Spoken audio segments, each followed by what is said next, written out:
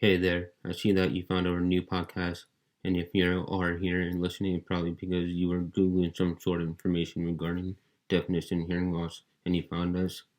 This new podcast is called Silence On and Off, where I, Naveen, a person who was born deaf and received cochlear implants, will be your host. The podcast has a few objectives, and I want to share them with you today so that you know what you're getting yourself into as you hear more of our episodes. The platform is meant for people to share first-hand stories behind the topic of deafness, hearing loss, and hearing health.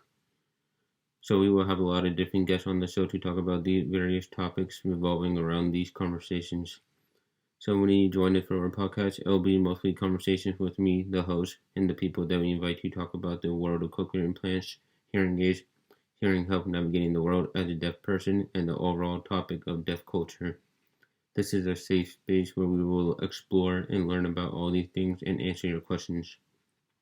We hope that you will learn things as long as you listen to our podcast. We hope that you can answer your questions, such as if you yourself are trying to make a decision of getting cochlear implants or hearing aids.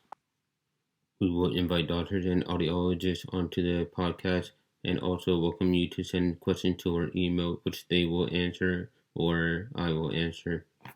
We will have the email address linked for you. So now that you have a general idea of what our podcast will be about, I would like to get into my story and share a little bit about myself just to set the stage about, the podcast and, this being the first episode. So a little bit about myself. I was born deaf in 1996 and my mom found out that I was actually deaf around when I was 2 years old when she went to the audiologist and they have done a hearing test on me. And then she was told that I would be navigating this world through without the sense of hearing. So they told my mom that the cochlear implant was an option for me. And she went in ahead and made the tough decision to get the cochlear implant for me. And I got the surgery when I was first 4 years old for my right side, and I got my second one when I was 7 years old on my left side. Getting implants was probably the best thing that I had for myself and my family. A bit I could, speak with my cousins, I could speak with my parents, I can speak with, my friends. I can hear just as well as you or any normal person that's listening to this. But the cool thing about my implants is that I have the ability to turn it off whenever I want. So as soon as I take it off, my world is silent. I'm basically deaf, and that's pretty interesting. So I actually like that. I have the option to hear and also not hear, which is very helpful. So as I got my first implant when I was 4, I actually went to oral school to learn how to speak. And I was there for 2 years, and when I got mainstream, which is basically going to a regular public school when I was in first grade. So I went there when I was in first grade. And then from there on, I've been, mainstreamed in regular schools. And then I went to UC Berkeley for my undergrad, and I majored in MCB, which is molecular cellular biology. The reason I chose this major was because I was so fascinated by all my doctor's appointments and all the help that I have been, given through the process of my journey with the implants. And this is the reason why I want to become a doctor. I am now currently applying for med schools, and hopefully, that all works out. While it was a privilege having cochlear implants and regaining my sense to hear or my ability to hear, there are a lot of challenges that I have faced, such as going to mainstream. I had to adapt from, a smaller classroom, such as 6 kids to 20 kids, and that was a big challenge. And also making new friends was also a challenge because, I was more comfortable within the school that, where everybody was similar to me. We all had the same problems, such as hearing disability, but all the kids in mainstream were, let's say normal, such as they didn't have a learning disability or hearing disability, sorry. Another challenge that I had to face was listening to the teacher from different places in the classroom. So I actually had accommodations which helped me out with that, such as singing in front of the classroom. I had teachers who were vouching for me, in terms of helping me with my extended time on exams, sitting in front of the classroom, like closed captions if they were showing a TV show or a movie or YouTube. I could sit here all day and talk about the challenges that I have faced, but those were the main ones.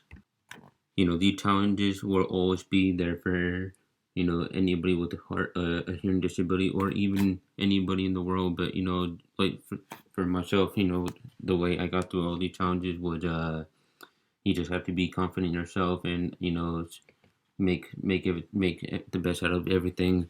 And for me, for the younger generation that I wanted to give advice to, with that you're not any different. You just have a minor setback, and you can overcome that easily. And please do your research in terms of getting implants or looking for help, asking for help. Because for me, I was able to ask for help, but it was still a little bit difficult then. But now you can see a lot more people with implants, such as my generation, and the newer generation will have a lot more people to look up to or even ask questions for. And leading on from that, I just wanted to get into the most important one, which is the decision to have cochlear implants for all the potential cochlear implant patients, or recipients that could be out there. Is that my mom made the decision for me to have implants, and potentially as a future parent, I would also have to make the same decision for my kids. So I recommend you that you do your research. You know, this may not work out for everybody, but at one point you're gonna have to try something else. So, or even not, it's up to your choice. It's your choice. Everyone had their own opinions and decision to make, but this is what the podcast is all about. Everybody had different ideas and different perspectives, and also different opinions. So as to why they may or may not make the decisions. But for me, I was lucky, and I have the ability to hear now. It allowed me to personally connect with my whole family. Like I said earlier, even with my grandparents. Back in India, I don't get to see them often, but I'm able to communicate with them in my native language. And this may not be the case for everybody, and that's okay. That's why we're gonna have the podcast and bring so many different people on here to talk about the different ways that people navigate the world, and when they are deaf or hard of hearing. Everybody had their own path, and we're not here to judge anybody's decision making or anything of that matter. We're here because we're all in this together. We will always support you in whatever you do.